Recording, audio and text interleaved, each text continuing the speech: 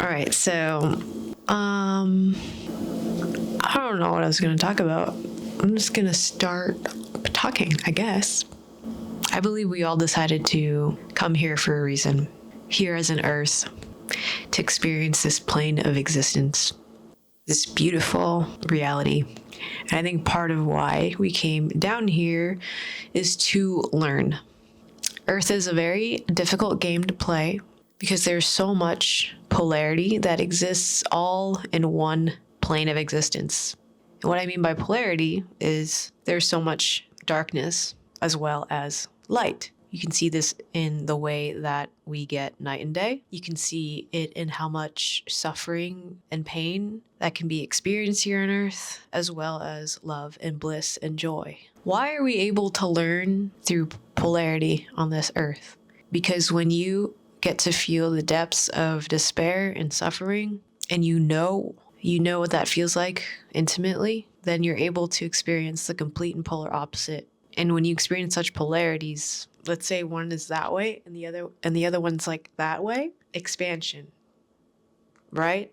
I'm pretty sure I've been to hell at least 2 times in my life. One was during a DMT trip where I just straight up smoked it during a Thanksgiving potluck on a whim. I actually have a video about that if you want to check it out on my channel. And the other time was when I drank ayahuasca. I'll go into the time I drank ayahuasca because that's a bit less intense than the DMT one. If you want to know what happened in that trip, again, check out my video. Anyway, the first half of my ayahuasca experience, I entered this realm that felt very dark. I saw, or not even see, but I experienced, and it's hard to explain through words, but I experienced and saw cycles of eons of human suffering. It was just very gory and very graphic images that I saw. War, famine, dismemberment. And I saw cycles of this happening over and over and over again. And I thought I was trapped in those cycles eternally. That night was when I realized what it felt like to be in hell. And a big part of that feeling is being stuck. Hell is stuckness. Eternal stuckness, I'd say. And yeah, I don't want to go through that again, but I'm glad I was able to have those 2 experiences in hell because it made me realize that it isn't actually eternal. I don't think any soul or spirit is condemned to hell eternally. I don't think anything is eternal, but things are eternal at the same time, which is a freaking mind F. But so we came down here, to experience the day, the night, the hot and the cold, falling in love, the heartbreak. And all of it has enriched my life. I honestly, I wouldn't want to live a life where everything is just dandy. Because when everything's just dandy and there's nothing to compare that to, like it's just straight dandy, it would just feel boring, Pain and the suffering is what helps us grow at the end of the day. It helps us understand more and gain wisdom and walk forward with more consciousness. So when I look back on my life and I think about the darker times, I'm thankful for them, even though they definitely weren't easy to go through. The darkest time in my life was when I was 19. I haven't really spoken about this publicly. I've told, a few of my close friends about it. Basically, I'm 29 now. I'm turning 30 in a month. When I was 19, well, let me paint some background info before I go into the story. I feel like I was a pretty sad kid growing up, very sensitive, had pretty much a broken family life, spent a lot of time alone in my room. When something difficult would happen to me, I'd just process it on my own in my room. I'd journal about it, or I would doodle or craft things and just tried to channel it in something creative. I've always loved music. When I was 9 and I discovered the internet, well, I guess it was more around my preteen years was when YouTube happened, and I started listening to music on YouTube all the time, and it helped me get through a lot. But for a long time, I didn't feel like I was passionate about anything in particular. I like to draw, but I still felt like lost a lot of the time when I was a kid and into my teen years and even early 20s. Well, I guess it was my it kind of, things kind of changed around in my early 20s, but I never wanted to go to college. I even sent my dad a documentary about why it's a waste of money to go to college. He pretty much made me go anyway, and I went. I'm glad I did, looking back, but it was still very difficult. I knew that I wanted to do something creative, so I chose the most practical thing that you can do in the creative field, which was graphic design. I took graphic design classes in high school, so it kind of just made sense, you know. I believe it was the second year I started dating a guy I met at school, and we ended up dating for maybe 2 years or so, but it was sort of more of a situationship. I wasn't really spending much time with anyone else. So at 19, I felt like I wasn't passionate about anything, and I didn't necessarily feel great about going to school and going to classes. I was stressed out a lot. I felt just pretty lost. And I ended up, while in this relationship with this guy in college who ended up actually dropping out, but would hang out with me in my dorm. At the same time, I ended up meeting this older man. Wow, I can't believe I'm telling this story right now.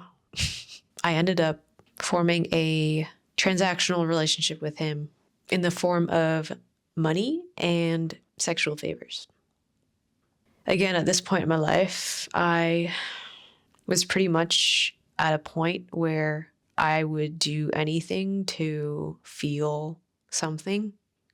And if that meant selling my body for money in order to feel fulfilled in a financial way, I did it. So this relationship with that older man lasted for about a year. The guy I was dating at the time knew what was happening and actually encouraged it. And my memory is honestly a little bit more on the hazier side because it's something that it's not like I think about this very often. I feel like I used to be ashamed of it, but I definitely come to terms with it and I feel more at peace with it. I don't really tell everyone, I tell my close friends what happened, but basically I had a sugar daddy. And I remember he would pick me up at a certain train station. I would get in his car. We would drive somewhere, whether it was like a parking, what are those buildings called? Like parking lots that are have levels in it, or just somewhere random that was relatively discreet. He would always have weed on him and alcohol. So I would drink and I would smoke before we would get into the things that I would do for him in the backseat. And this happened maybe once or twice a month throughout a whole year. And the money was nice and helpful because, I wasn't working at the time. I was going to school full time. I wanted to buy clothes. I wanted to buy food. I wanted to buy whatever I wanted. And I thought that would make me happier. I thought it would fill the gaping hole I had in my soul, in myself, and in my sense of self. I felt pretty insecure about myself. Didn't feel passionate about anything. Felt really lost, and this was just an easy way to get money so I can buy things. And having things made me happy temporarily, like going out and just buying whatever food I wanted or clothes. I actually did end up spending a good amount of money on gifts, which was cool too. It wasn't just for me. I think just having money was just nice to have when there is nothing else going on in my life.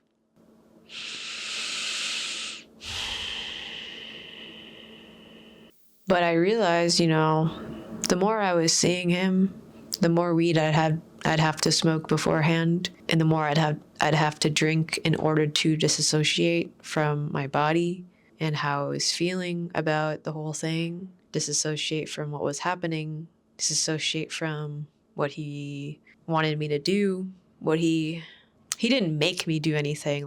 It was consensual, but there were preferences he had that I didn't necessarily enjoy. I mean, I didn't enjoy any of it really while it was happening, or while, when we would meet up. I enjoyed the money aspect of it. And honestly, we did form an interesting relationship because he was actually very kind and he was living a double life just like I was. I didn't know much about him, to be honest. And to be honest, I met him on a sketchy ass website. And it's very embarrassing to admit. I mean, all of it. But at that point, like I said, like I would have done anything just to feel something. And that something just happened to be the excitement that I'd have having money to spend. But anyway, as time went on and our relationship began to form, I would get into his car, and before we did any of the stuff, we would have a conversation.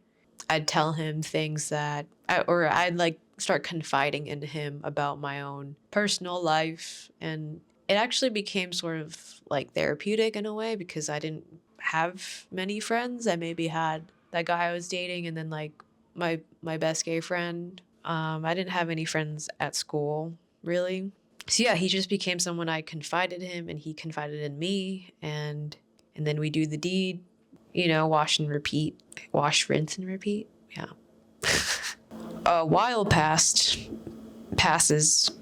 and maybe 5 or 6 months in, I don't remember the exact timeline of things, but I started to feel really shitty about myself. Yeah, I mean, selling my body, and this is not meant to judge anyone who does this for a living, because I did it.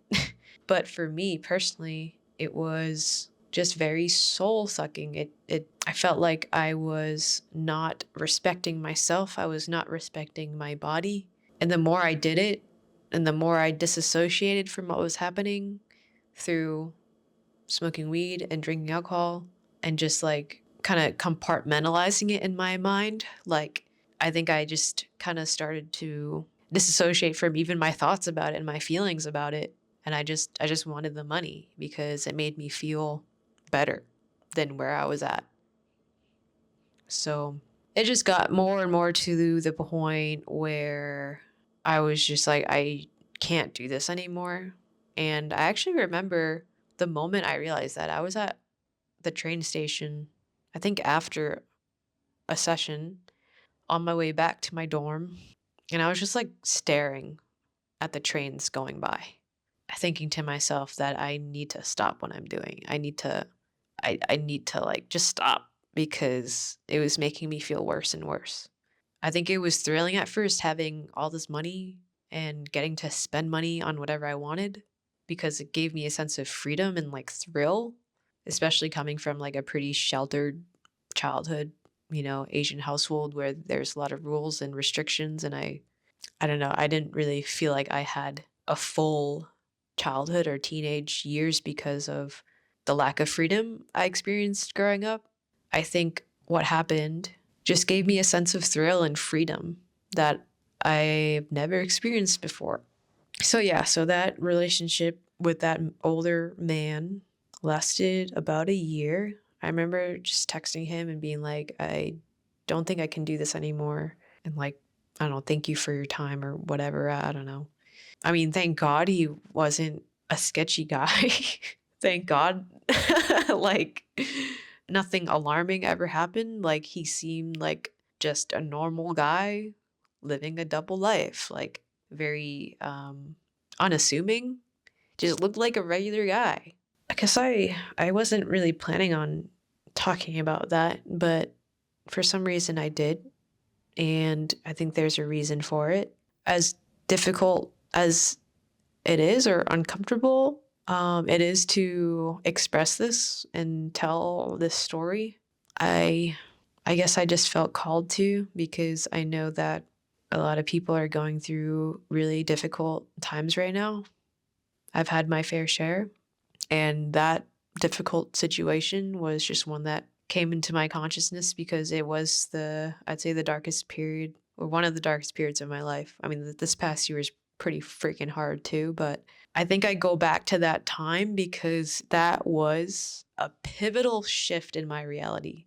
Another thing I want to add to that story too is by the end of that relationship, I ended up spending a good amount of that money buying Ableton, which is this digital audio workstation that electronic or just musicians and producers use to make music. The guy I was dating at the time, dating-ish, He played guitar and he taught me how to play the ukulele and the guitar. And then I bought a MIDI keyboard and I just started making music with the equipment that I bought. That was when I finally found the thing that my heart was just so like, felt so relieved in. I just felt so much relief in making music and singing, strumming my guitar and letting myself just go and express my pain. I finally found this thing that allowed me to express how I felt without having to say anything. Because for most of my life, it's actually very, very freaking difficult for me to say anything and speak up. And I have a lot of trauma behind just speaking my truth, being myself, being honest about how I feel, like expressing myself through my voice. But over the last 10 years, since I picked up music, I've been able to gradually allow myself to express who I am through my voice. And it's been the most healing thing ever for me. You know, we've all been through our trauma. We're all traumatized in some way. And for me in particular, I just had a pretty tough childhood in that, without going into too much detail for the privacy of my family, like it was not easy growing up. Just very unpredictable emotions and behavior. And I never knew what I would come home to whenever I came back from school. It was just a very stressful environment to be in. My way of dealing with it really was like locking myself in my room for hours on end, just avoiding all of that and just creating my own little world in my space. I guess this whole video is about like light and dark, you know, because that time I was 19 and I hit rock bottom and started, you know, selling my body, which is something that I never thought I would ever do. But for some reason at the time, it was the only thing that made me feel alive because my life was so gray and empty. Even though that happened, it was such a pivotal shift in my life. It was one of the most profound shifts I've ever experienced because I experienced such darkness in betraying myself repeatedly. I experienced such darkness and not knowing what I wanted to do, who I was. I just felt like just so lost. And I did not want to grow up. I did not want to get a 9-to-5 job. I did not know what, like, I was just like anxious about my future and just like really resentful of the kind of world that I was forced into. I was forced into a freaking getting a bachelor degree or the way society is structured. I was just so like, what the heck? What is that?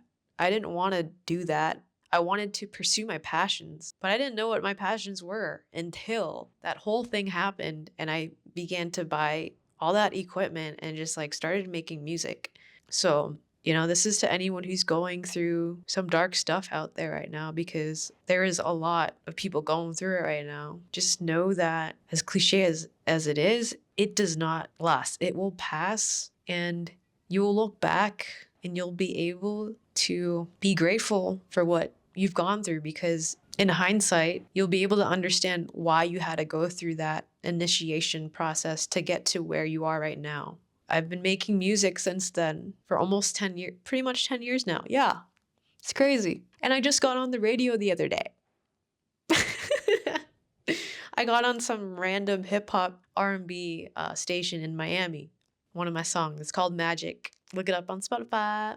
And I got featured on this playlist by this producer, Equanimous. He like features a song on this playlist every week. And he chose my song to be featured. And that was just a few weeks ago. So, you know, I feel like those are exciting milestones, especially since I've been creating music for so long. But I'm not creating music necessarily consciously or actively to get to those milestones. Like those are milestones are nice and amazing and really like rewarding once they happen. But I make it because I need to. I need to. I need to. Because it's helped me heal.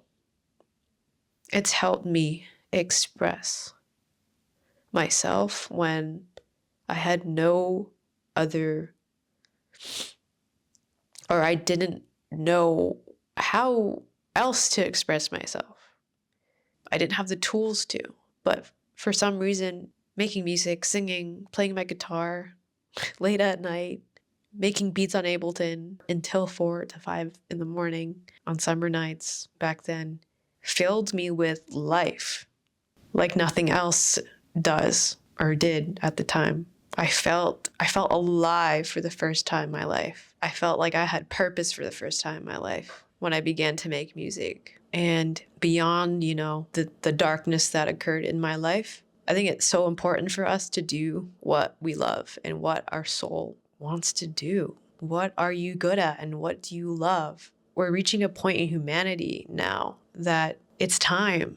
It's time to trust in your gifts and to do what you love. Your gifts are the things that you love to do, period.